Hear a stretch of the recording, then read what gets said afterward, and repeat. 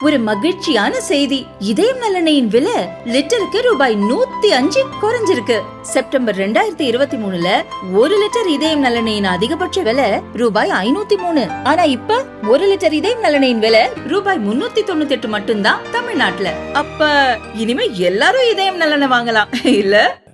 முதல்வர் தளபதியார் அவர்கள் உள்ளாட்சி தேர்தலை நடத்துவதற்கு இடமாக தேர்தலை நடத்துவதற்கு இந்த அரசு எப்பொழுதும் தயாராக இருக்கிறது என்பதை நம்முடைய மாண்புமிகு உறுப்பினர் அன்பழகன் அவர்கள் இங்கே சொன்னார்கள். உள்ளாட்சி அமைப்புகளுக்கு தேர்தல் நடத்தாமல் தனி அலுவலர்கள் காலத்தை நீடிப்பதாக சொன்னார்கள். இல்லை, உயர்ந்த நோக்கத்தோடு குறிப்பை சொல்கிறேன். 4 மாநகராட்சிகள் உருவாக்கப்பட்டிருக்கிறது. அதில் 46 ஊராட்சிகள் சேர்கிறது. 46 ஊராட்சிகள் அதுக்குள்ளே வருது. நீங்கள் பார்த்தீங்கன்னா, உதாரணத்திற்கு சொல்ல வேண்டும் என்றால், தூத்துக்குடியில் மாப்பிள்ளையூரணின்னு ஒரு ஊராட்சி இருக்கு. அந்த மாப்பிள்ளையூரணிங்கிறது நம்ம தூத்துக்குடிக்குள்ளே இருக்கு, நகராட்சிக்குள்ளே இருக்கு. இப்போ மாநகராட்சி ஆயிருக்கு. அதில் மக்கள் தொகை எவ்வளோன்னு கேட்டால் 40,000. திருவாரூரை எடுத்துக்கிட்டேன்னா, நகராட்சியில் எடுத்துக்கிட்டேன்னா, ஊருக்கு நடுவிலே ஒரு ஊராட்சி இருக்கு. இப்படி சிறிய சிறிய பகுதிகள், ஊராட்சியில் இருக்கின்ற பகுதிகள் நகரத்திற்குள் இருக்கிறது. அந்த நகரத்துக்குள் ஏன்னா நம்ம ஊராட்சிகளை குறைத்து 12,525 ஊராட்சி இருக்கு. ஊராட்சிகளின் எண்ணிக்கையை குறைத்து 100 நாள் வேலைக்காக அதையெல்லாம் குறைச்சி நகரத்தில் போய் சேர்க்க போறோங்கிற கருத்து, அன்பழகன் சொன்ன கருத்து தவறு.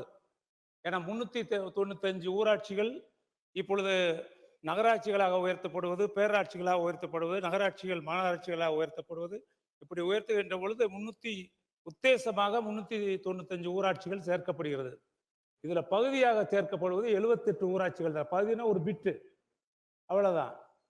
இப்ப நம்முடைய அரசு என்ன நினைக்குதுன்னா, நான் ஒரே ஒரு கருத்து சொல்லிடுறேன். நீங்க 92 94ல இது சட்டம், 5 ஆண்டுகளுக்கு ஒரு முறை உள்ளாட்சி தேர்தல் கண்டிப்பாக நடத்தப்பட வேண்டும் என்று சட்டம் இயற்றப்பட்டது தமிழ்நாட்டில். ஆனால் நீங்கள் தேர்தல் நடத்தவில்லை. 94ல 96ல் முத்தமிழறிஞர் கலைஞர் வந்துதான் 96ல் வெற்றிகரமாக அந்த தேர்தலை நடத்தி முடித்து காண்பித்தார்கள். 2006ல இருந்து 2011 வரைக்கும் ஒண்ணும் இல்ல. 2011க்கு பின்னாடி நீங்க 11 முறை தனி அலுவலர்கள் காலத்தை நீடித்து தேர்தல் நடத்துவதற்கு பயந்து காலத்தை நீடித்த ஆட்சி அதிமுக ஆட்சி என்பதை இந்த பதிவிட விரும்புகின்றேன்.